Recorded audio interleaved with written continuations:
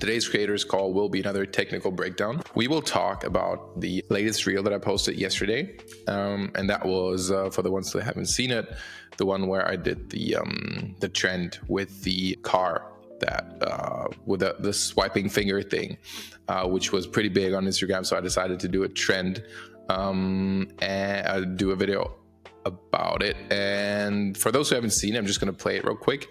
It has this very specific sound, and it's basically just you swipe your finger to it, and then as you match the rhythm and beat, like it feels like you're the one who's controlling the camera and the car, and it's super satisfying to watch, and it performed really well. It's still performing really well. So it was actually not that hard to do. I did it within a day, and I want to show you guys today how I did it. I think we can get started.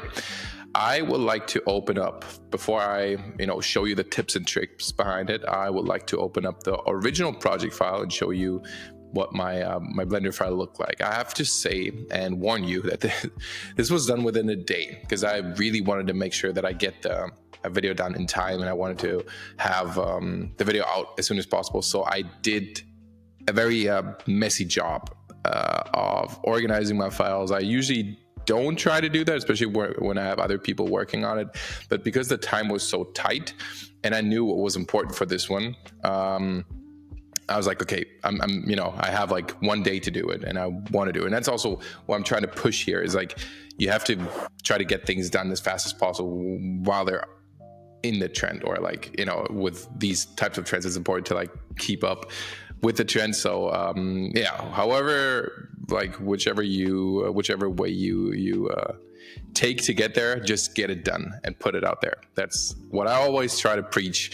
And so practice what you preach. In this case, I did a very messy job of organizing my files. But let me open up the Blender file and show you what I have done.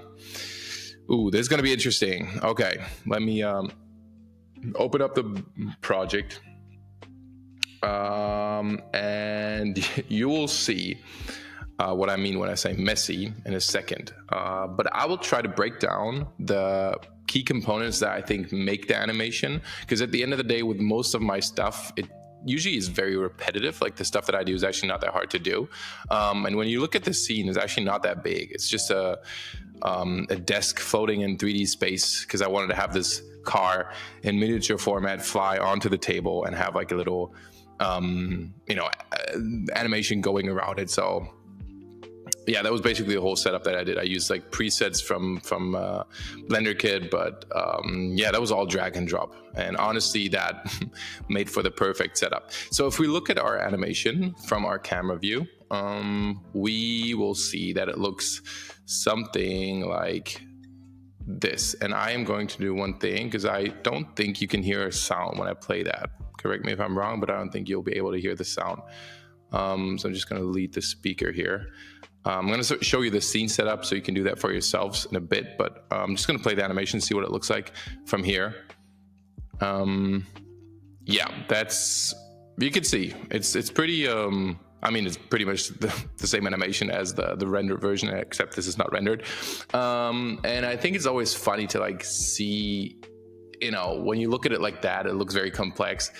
And it took a while to do. I think the whole thing took me like 10 hours to make. But I think now I could be a lot faster, because the workflow is pretty much the same. And you just have to understand that, what are the key components that make this animation satisfying. And I had to find that out for myself.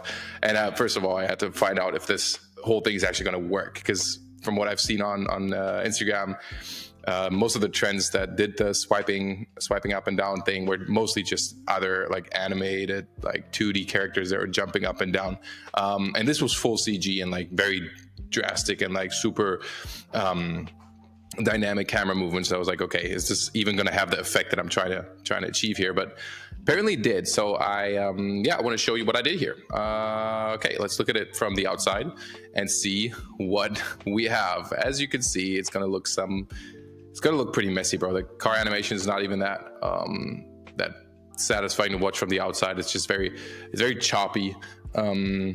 Also, like the drifting does not look very realistic here. but it gets the job done, because at the end of the day, all you see is the stuff that the camera sees, right? So try to keep that in mind and not worry about the physics of everything, or especially you can see the thing is moving here because it had to move out the way, the screen. Before we break down what's happening here, I want to show you the actual setup that I first started with. Okay, so we're going to open up a new file in Blender, and there is this very cool feature where you can import sound, and that makes for really, like, that helps with editing videos, especially when you're trying to sync the camera to the animation. So what I did is I extracted the sound from the video that I wanted, which was the you're not going to be able to hear it, but it's this ticking sound, and then it's this like the one that you hear in the video. So that's the sound that I extracted. I made sure it has the exact right length that I needed, and it also has the big the metronome in the beginning. So it's the full thing, like the full length, and that's what I used. Let's import that sound into Blender, because that is the key component for this animation to work. Is it needs to match to the song, right? And we can do that by going into our timeline down here, and we can go to the video sequencer tab, and then you'll see a bunch of different channels here. Don't worry about what they all do, what you can do with it. I don't even know what you can do with it, but the only thing that's important now is that you are able to drag and drop when you select your sound file that we just extracted. You can just drag and drop it into here, and that will give it like a little, I don't know if you've worked with Premiere or any editing software, this will look pretty much familiar to you, because this is basically what it is. It's just like different video sequences.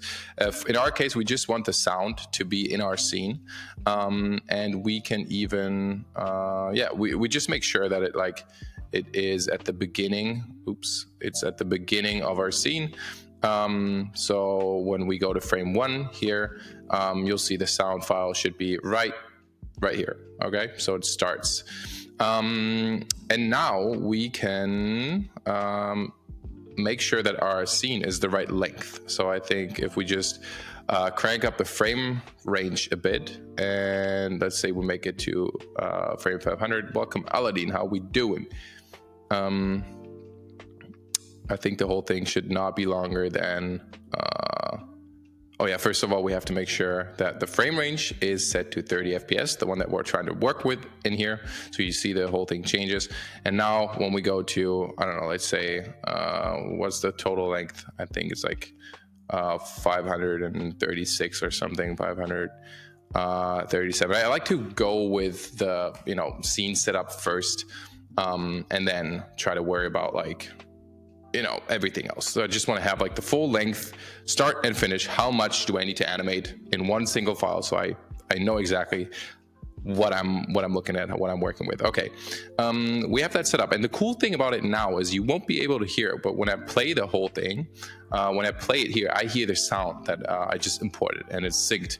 And we can even make sure that when we go into our timeline, we go to playback, and we make sure that the sync is set to frame dropping. So that means Blender is going to skip or prioritize playing the song in the right speed rather than playing the frames in the right speed. So that means, for example, when the scene gets very heavy, Blender won't be able to play in real time or play the frames in real time.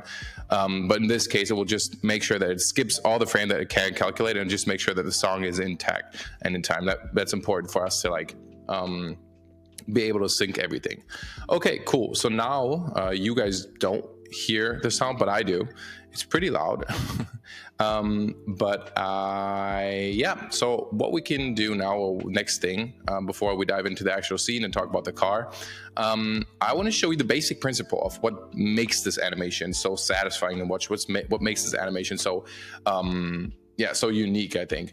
And I want to start with explaining the basic principle of how I animated the F curves, because that is pretty much the whole secret to the whole thing. Not the whole secret, but it goes a long way. So and you need to master this, because at the end of the day, we want to make sure that our audience feels like when they're swiping, it feels, it feels satisfying. So what makes a satisfying movement? Okay, well, what makes movement in general what makes movement in general? I'm just going to lead it here because you guys don't, or I don't need to hear it right now. But yeah, when we talk about F curves and keyframes, you can see we have, I'm just going to use this cube as a test object. And I'm going to put a keyframe, go to frame, let's say 100, because I think is also where the song drops. If we go back to our video sequencer, you can see the first drop is right at frame 100. So, or actually 101. So that's where the animation should also start. Let's go back to our timeline and we'll set a keyframe to that cube. Boom, by pressing I on our keyboard and being inside our viewport.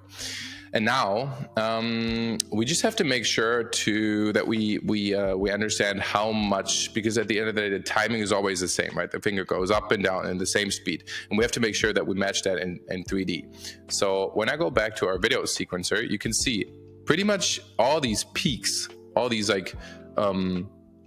these spikes in the waveform is pretty much a beat, I think.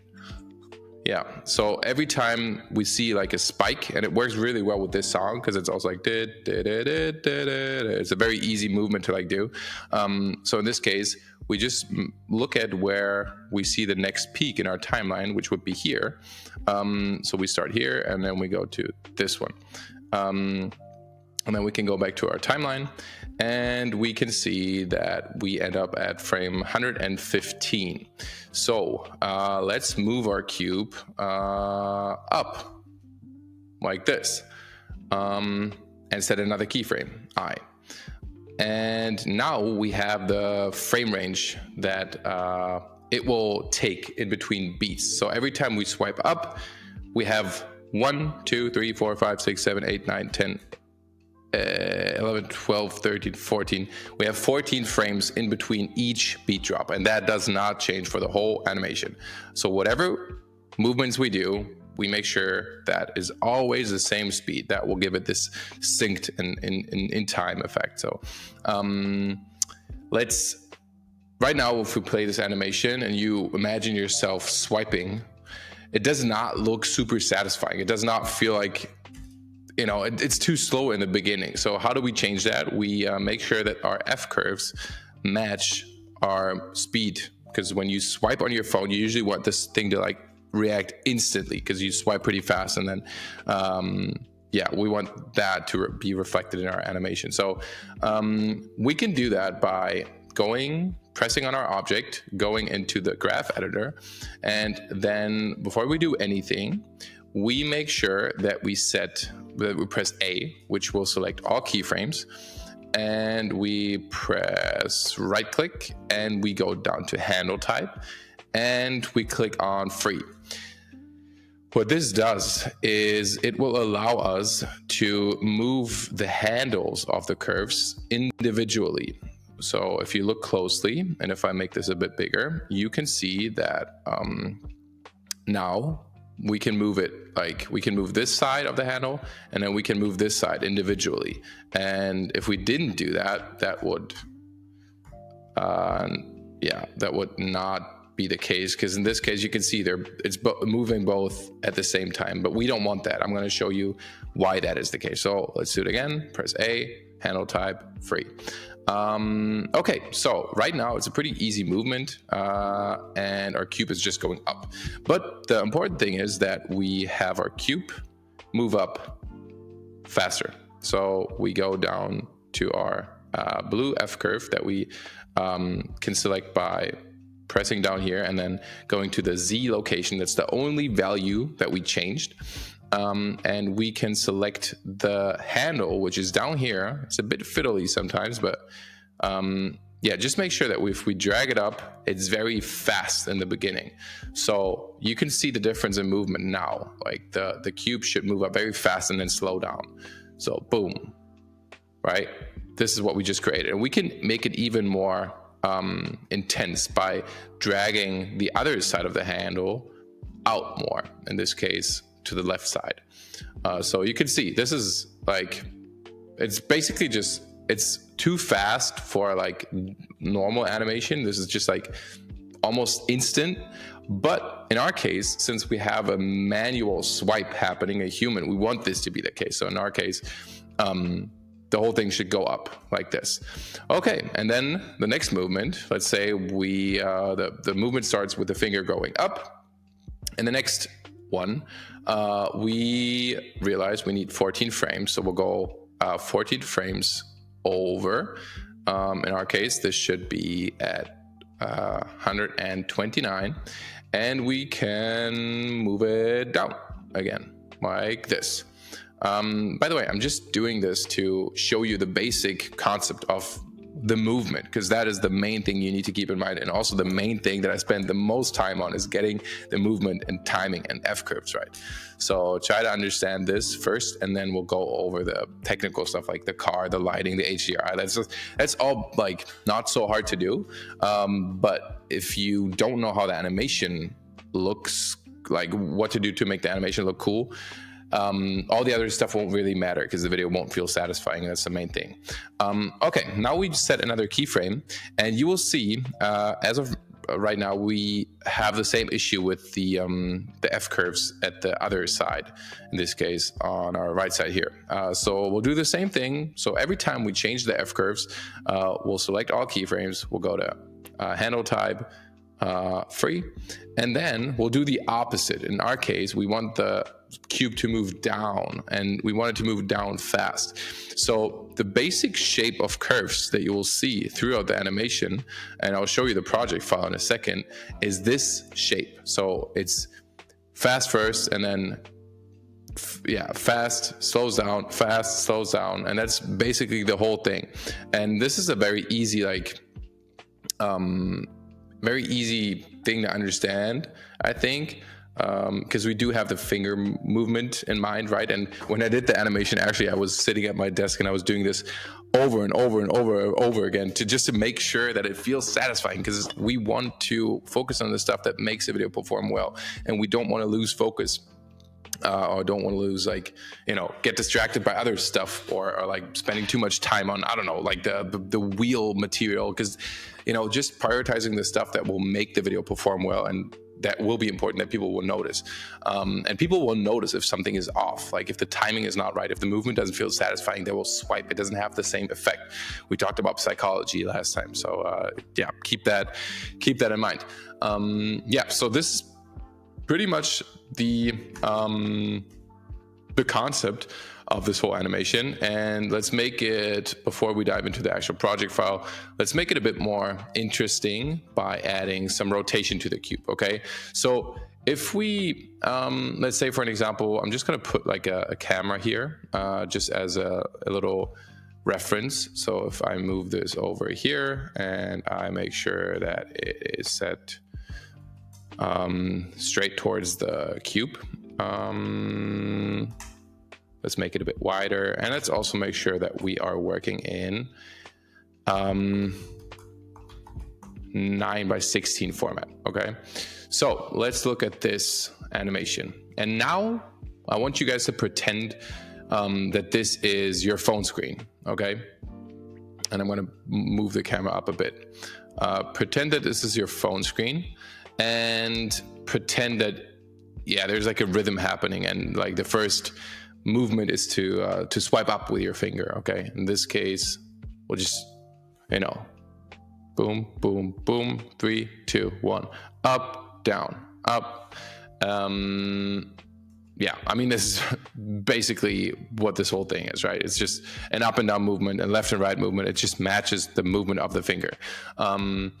And we can make this a bit more interesting by, for an example, adding rotation to the cube. Okay, so let's go to frame 115, and let's say, since we imagine a finger going from, our finger should move from down here to up here. This, also very thought through, because when you think of how people hold their phones, this is the most convenient way to like move your thumb, right?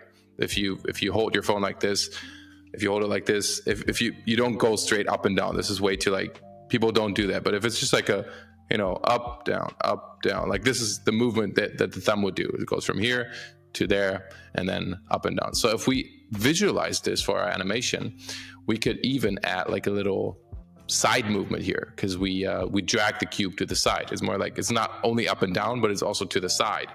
And let's also I don't know, add like a little rotation to it, add like a little something. Let me just let's just make it a bit custom. Let's go like this, as if the cube's kind of being like dragged over, and then it will go back to normal. Okay, so we did that, and then we press I on our keyboard again while hovering over the viewport. And then when we go back to our graph editor, ooh, wow, so much change. Wow. Not that much, actually. It's just more keyframes now. And that's what you'll have to get used to. The more keyframes you add, the more different axes and positions of the thing you change, the more work it will be. And that's also where the 10 hours come from. They come from this. But I want to show you the process, and I think you'll get faster. So basically the main work is going to be around the keyframes. Or like 80% of the work is going to be around the keyframes. 80% at least, yes. So yeah, if we look at our animation, you can see the F curves get a bit more crazy, and they can get a bit confusing. But at the end of the day, you just have to make sure that you understand which orientation and which axis are you moving, and then you just select it. And I mean, even if you don't understand it, just looking at it and trying to like make it look like this shape, the one that we just built here, will make it look somewhat good. Okay, so just imagine we're going up, and let's select our first graph here. And yeah, the thing is that sometimes, because they're all on the same line here, it's hard to select the handle, so you can just hide all the other ones by pressing on this little I, except for the one that we'll want to work with. And now we can select the handle down here. So we'll just go up and we'll drag it over like this. It doesn't have to be perfect, by the way. This is all manual animation. That's also, I feel like, where the magic kind of happens, because there are ways to automate this process. There are scripts that you can write to make the shapes look like that, I know, but I don't know, I just feel like the whole thing has more personality. Also, I don't know how to do that but I feel like in that way, it might take a bit longer, and also I don't think it works that well with automated stuff, because sometimes there are manual things that you want to tweak. So I'm a big friend of manual work, like in this case, just making sure that the F curves are looking good, and you'll get faster. I'm just going to try to drag this out a bit more, and also the same with this one. You can see we'll just drag it up a bit more, and yeah, I think in general, if you obviously, now we're changing pretty much everything on this cube. So it's going up, it's going to the right side, and it's also changing position. So there's like already 5 different axes and keyframes that we'll have to do. If you just animate the camera and it's just going around the whole thing, that will just be the Z rotation. That will just be 1. So that changes. But I'm going to show you the actual project file in a second. Just make sure that everything you change has the same shape of F curves. You can see they're now all looking somewhat similar in terms of like shape, except for the position. So we'll just go ahead and change that. Press this button here, and then we'll move it down like so. We'll flatten it out a bit, and then we'll go up like this. All right, cool. Now we didn't even look at the animation. We just made sure that the whole thing kind of looks good. But you can see if we play it, and now I want you guys to pretend that this is your finger. I'm going to pretend that this is my finger. This might look good, this might not look good. So let's give it a try. Okay, 3, 2, 1, up, down. Looks pretty cool to me. Boom, boom. right? And if you imagine this being like a car, except instead of a gray cube and a cool desk around it, that is the basic concept behind it. Yeah, the next step that I used, obviously, this is, we're moving the object now. So we're pretending that the finger is moving the object. Obviously, that is the most time-consuming part, but we can also do the same thing with the camera, and that's also a big thing that I make use of, because that usually takes a bit less time. So I'm going to reset the camera to the origin point, and I've shown this technique so many times now, but I usually go and create a circle, and if I rotate it on the y-axis and make it straight, and parent the camera by selecting the camera, pressing the circle, Command P. From the G-Wagon tutorial, guys, I only used to remember. Sir, that's the main camera technique that I use for most of my videos. And now we can also, right now you can see we have this movement. And if we now, let's say for an example, we move the circle or the camera just up a notch like this, and move it up also like this.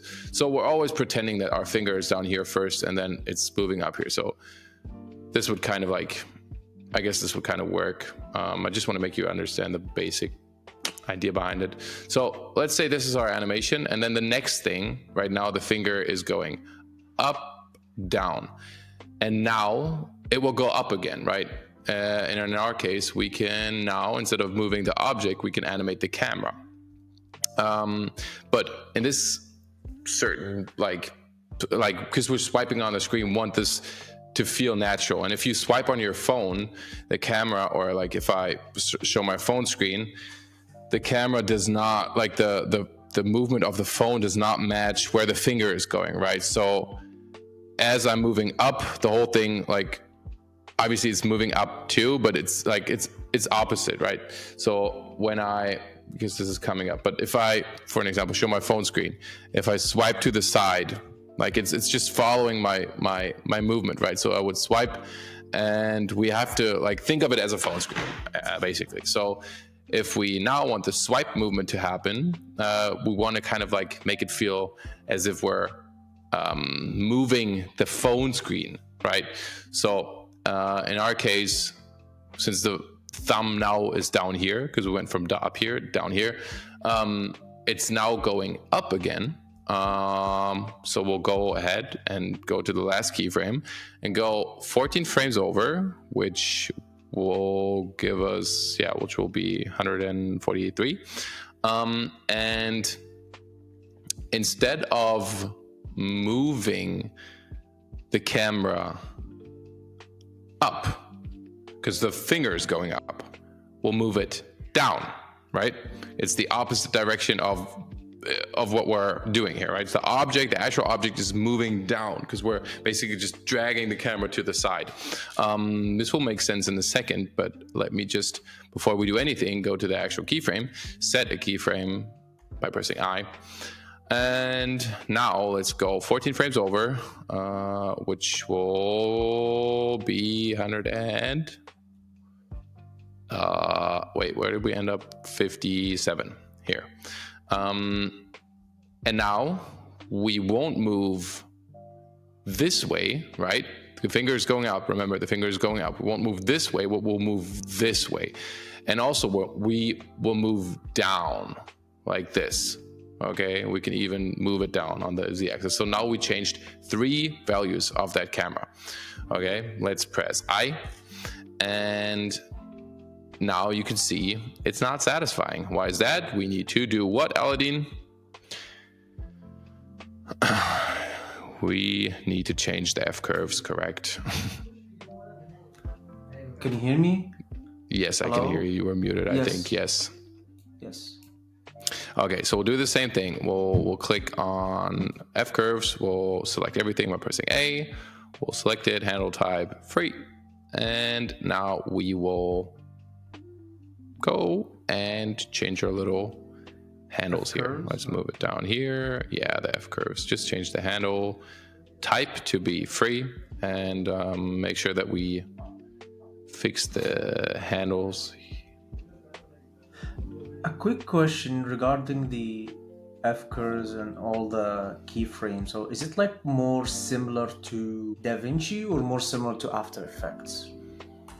I mean, keyframes in general are pretty much the same in both cases, in both softwares. It's just, I mean, I work more in After Effects, but the concept is the same thing. So if you change the handles, you have to imagine it as like speed graphs. So depending on how large the handles are and how flat or like narrow the whole thing is, the faster it will move on that specific location. So if we move it up, we make it very very how do you say, like very narrow, then we'll be very fast first and then slow down. But play around with F curves. That's what I'm always like preaching. Try to understand F curves and like try to I remember. I think, I'm not sure if it was you, but I think it was you a while ago that you said you usually don't use the like keyframes and all that stuff on Blender because it's kind of a little bit challenging or kind of annoying. So you just use After Effects. Do you think you can do the same thing what you're doing right now with After Effects, or it must be the keyframes inside Blender? I don't remember saying that because the main thing that I use in Blender are the keyframes. So yeah, and obviously we're animating our camera in 3D, so we need to do the keyframes in 3D. And I really like the keyframes in Blender. I like the animation in Blender. So yeah, and now you can see if we play it, I think I offsetted it wrong. So this should actually be here. So I'm gonna go to frame. So we'll just go over here and we will move the keyframes to the last moment where the cube moved. Okay, so there was a lot of talking for not so much cool stuff, I know, but it's important to understand the concept first. So that's because that's the two things I mostly worked on, which is just the object itself, the car. When I swipe, the car is moving, or it's the camera that is being moved as we swipe. So right now you can see, I wish you could hear the sound. You can. It's just imagine a I'm doing the sound now myself, but yeah, you can see in this case the cube is moving up and down first, and then we're moving the camera to the side, and then the more we do it, the more satisfying it becomes because it's so fast and it's so fun to do with your finger. I did it so much my finger actually hurt, and my wrist too, because I had to do it like over and over and over again. But yeah, that was the basic concept. Let's dive into the cool stuff, or actually show you the project file, which oops, wrong one. Here, open recent, viral swipe sound. Here we go. And let's see what it looks like. Remember the shape of the F curves that we just talked about, and visualize it. You have it in your mind? All right, let me show you this. Boom. This is the keyframes. And now we'll go into the graph editor. And look at what we got. It looks a lot more complex than it is. It's just like, yeah, you can see like the whole thing is basically the same. It's the same principle, man. It's just up, down, up, down. But yeah, man, that's why I always try to do these breakdowns and make you understand the concept. Once you get the concept, like you don't have to do the car. Like it's not specifically, or it's not specific to the actual car. I'm going to show you some tips and tricks on how to make this look cool, obviously. Also, I set up the car and everything, but that you can do that with anything. So if you have like, I don't know, let's say you have, I don't know, another object, whatever it is, you can just animate it the same way I did here. But yeah, let me just delete the sound because that's annoying. I don't need that. But yeah, if you look at the animation, and I just showed you the keyframes for the circle, right? This is just the circle with the camera attached to it moving. The camera itself has keyframes. The camera itself also has like position keyframes and also rotation keyframes. So if you look at it like that, that's all the keyframes for the camera. And then obviously the car also has keyframes. In this case, yeah, if we go to here, but it's not that many. It's just like small movements here. For an example, when the car is kind of like going to the side a bit or landing. But yeah, the main thing was done doing with the camera animation, honestly. Okay, cool. Let's talk about, what should we talk about? Let's talk about a little trick, or let's talk about the car first. Okay, let's see how I set up the car, because you can see I make sure that when I work with a car model like that, I prepare in a way that lets me, work with it efficiently. And in this case, we have two separate parts. Actually, we actually have two cars in our scene. I want you to guess when we switch the cars. Can you guess when the switch happens between the cars? So,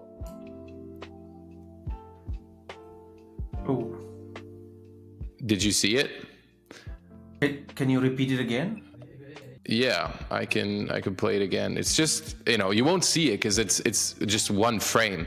But we basically, when you look at it like this is the car. This is the first car that we have, and it's being animated, and it's flying, and it's turning, and it's doing all these like little things to it. And then as it lands, you can see it switches to a rigged version of the car. So this is the first car, and that's the rigged version of the car, right? So you'll see the difference, and I'm going to show you the project file of the car.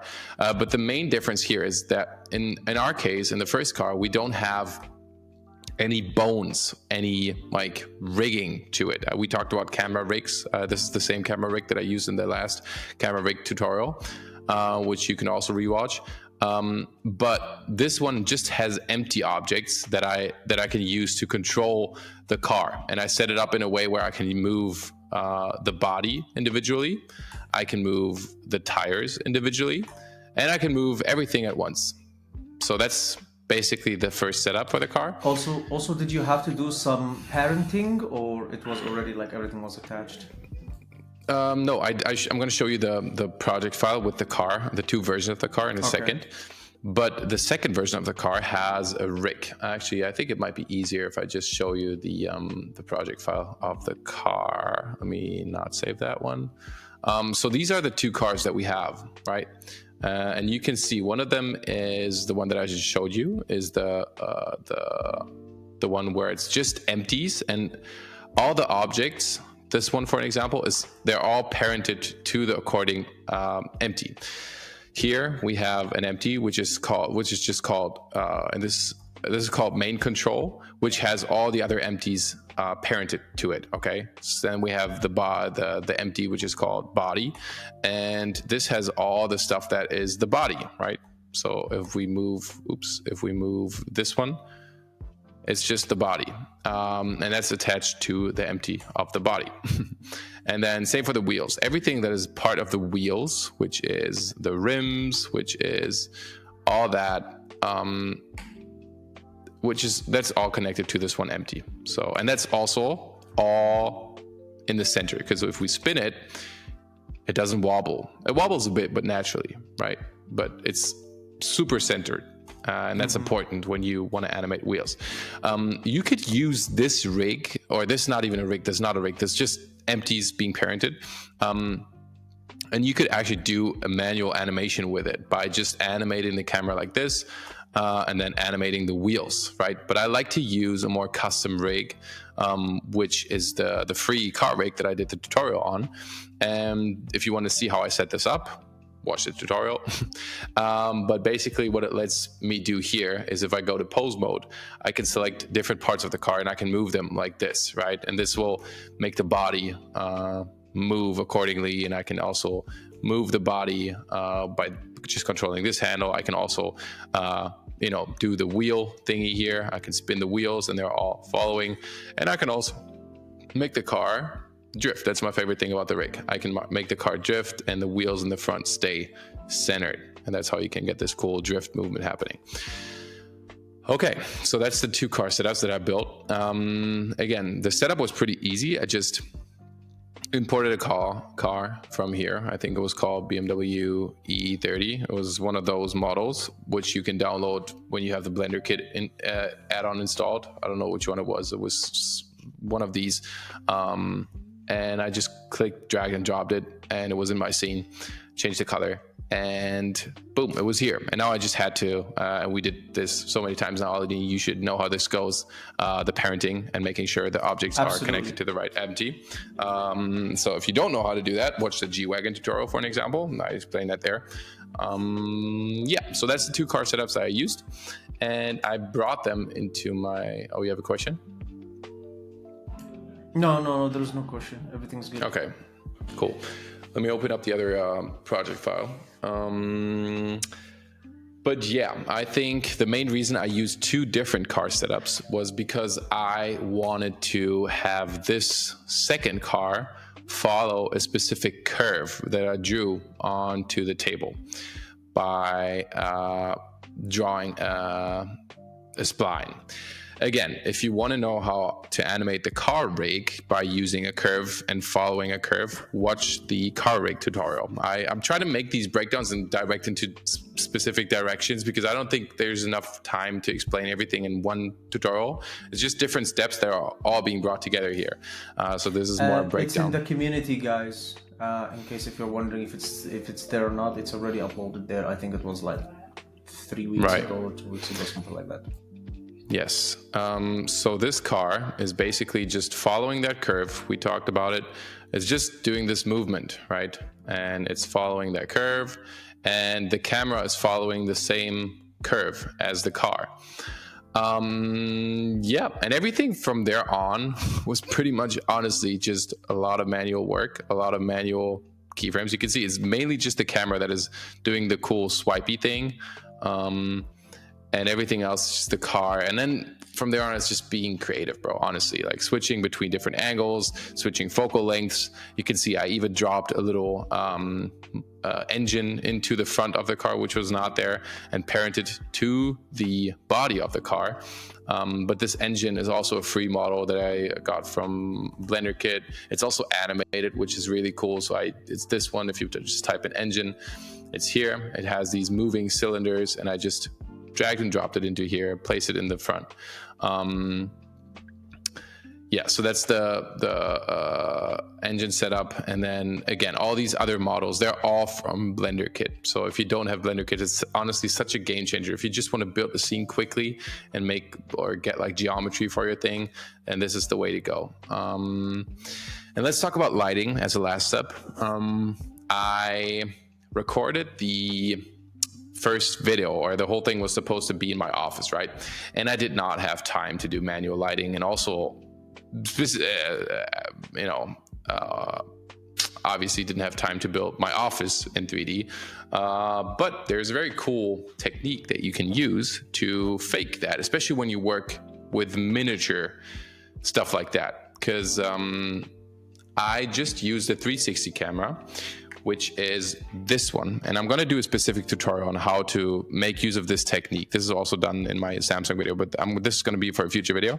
This is the Ricoh Terra Z1, I think. It's not a 360. It's a 360. But this is a camera that is specifically used for photos, and you can, I don't know, like it's not too cheap, but it lets you create HDRIs with the press of a button. So basically, you just put the thing on a tripod and you place it wherever you want the subject to be, and then you just press the button on here, and it will capture that image, the HDRI, the high dynamic range image. And the photo that I recorded is inside my office. I'm going to show you the actual photo that I use here. It's this one. It's a 360 image of my office, which is very messy, but it doesn't matter because it's just about the fact that there's I need the lighting conditions to match, right? And this also gives it this sense of realism because it's an actual photo. And yeah, if you look at the scene right here, it's basically just a big and infinitely big photo. There's even me, my very scary looking face in the frame, because I did a super shitty. It's just I just did it once and I rushed it so much because I wanted to get the video out. And yeah, but you can see it gets us, it gives us these very nice, natural looking light artifacts and reflections, and it just you know, it looks very realistic. You could have spent more time on it. And the cool thing about it is also, you can see right now the whole thing looks very sharp and like unrealistic in the background now. But since it's all supposed to be miniature, we can make use of that and just get the camera or the depth of field in our case to be very blurry, because we're pretty close to a very small object, and in real life this would mean that the background becomes very blurry, and even the rear, this is called like tilt shift effect. If you film something very small, you want to make something look very small, you blur the front and you also blur the background very much. So you can see I just made sure that the point of focus is always where the camera is pointing in this frame. It's the wheels spinning, and you can see how blurry the background gets and how little you can actually see of the very shitty image that I captured. So yeah, that is it. And then also motion blur, obviously. Yeah, and the video in the beginning is just that's honestly just a phone clip that I recorded.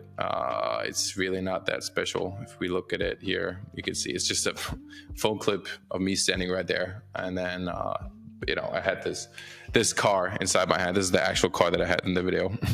I bought it the day I shot the video. It's just like a small, like, it's not even the same car. It's just like a red car that I got. But it didn't matter because I focused on the stuff that was important, which was making the whole thing look satisfying. And yeah, I think it worked out pretty well. You can see it in the performance. We're already at 15 million views, 1 million likes. That is crazy. But yeah, to be fair, I didn't even realize that the car is different than the model that you bought until you just mentioned it. Like, see, I knew.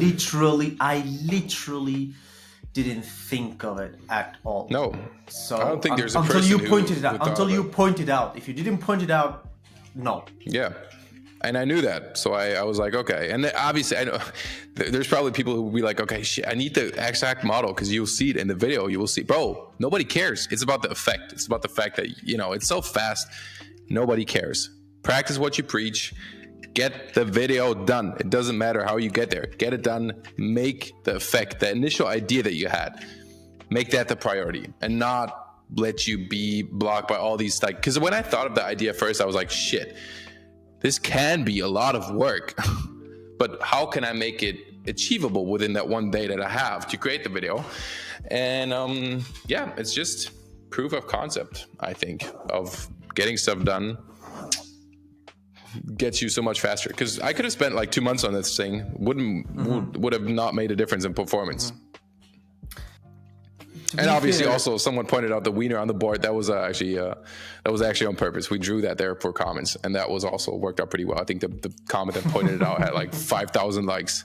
So, win to me. Yeah, 100%. I wanted to ask something like kind of related to the last week Creators Call, and for this one, when you mentioned the hero's journey. You know, or more specifically, when we started the G-Wagon tutorial, you mentioned to me, like, you know, it's all about the story. So what do you want to say in the video, right? Right. So now, back to it and trying to think, what is the story you are trying to say in this video that you just explained right now?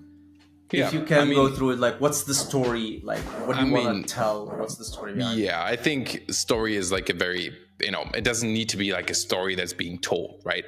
But it needs to make sense. And it needs to, like, say for an example, you know, maybe the hero story is it's a very broad and very general term of like how a story can be built. But in this case, the story would be the user is swiping, is interacting with the video. That's the first thing that's engaging. And then they understand that, you know, first of all, there's this framing of me standing there, right? You have enough time to understand what is happening. We're building this scene around me, which is just me standing in my office. And then as soon as the user swipes, the car becomes this very fast and drastic motions, which obviously has no like story attached to it, but you can because we built the scene around me, and you can understand that you're inside my office, the fact that the car is flying onto a table and is miniature is even more impressive, because we had this introduction, or like this intro of me like establishing the scene, establishing the shot, showcasing the car in real life, and then switching to 3D. Whereas I think if we had started with just the animation without the intro, it would have probably performed well because it's also engaging. But this is, this is way more engaging because we have this intro and this very easy to like understand concept. It's not a strong story. It's a very ADHD video. I'm not even gonna lie, bro. It's very much made for Instagram and to perform well. But you do understand the difference, right? Actually, matter of fact, I posted the video without the hook as a trial, and it also performed really well because the video was very engaging. It has, as a trial, when I go to my trials here, the videos that you don't see on my profile, they're up here. They're just being shown to non-followers, but you can see it's the same video. It's just a different hook. It's just a black screen, and